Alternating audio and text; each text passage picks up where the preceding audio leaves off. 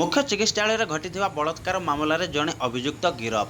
ढेंकानाल जिला मुख्य चिकित्सालय जड़े वृद्धा महिला को बलात्कार मामलें जड़े अभियुक्त को गिरफ करिछि ढेंकानाल पुलिस। ढेंकानाल पुलिस पक्षर सूचना अनुसार विगत 27-28 मध्यरात्रि में ढेंकानाल मुख्य चिकित्सालय जड़े रोगी पाखरे थिबा वृद्धा आई मां को जड़े युवक बलात्कार कर फेरार हो जाता। परिवार पक्षर अभियोग पर पुलिस एक मामला case number 138/28/7/2021 US 376D 3762 MIPC मामला रुचि करी तदंत आरंभ करिथिला। दीर्घ 2.5 मास पर फेरार अभियुक्त गोविंदपुर फांडी अंचल गिरफ करा जाइथिबा नै आज SDPO प्रेस मीट्स माध्यम सूचना दैछन्ति।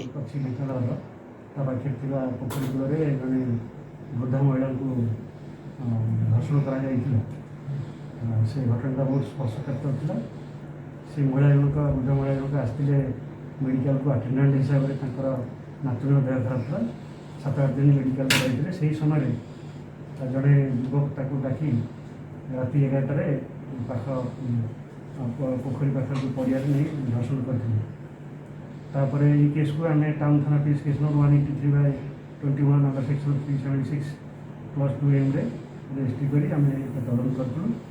दीर्घ 2.5 मास तदंत परिश्रम कर ये केस को पर्दाफाश कराई आसामी को धरा दे। आसामी दोष आम पाखे मानि नहीं कि आम सब स्पट रिक्रिएसन करके देखी जाती तार मोटरसाइकिल मोटरसाइकिल को आम सीज कर आज कोर्ट चल नहीं केस केवल गोटे से विषय चली देखु विभिन्न थाना गोविंदपुर।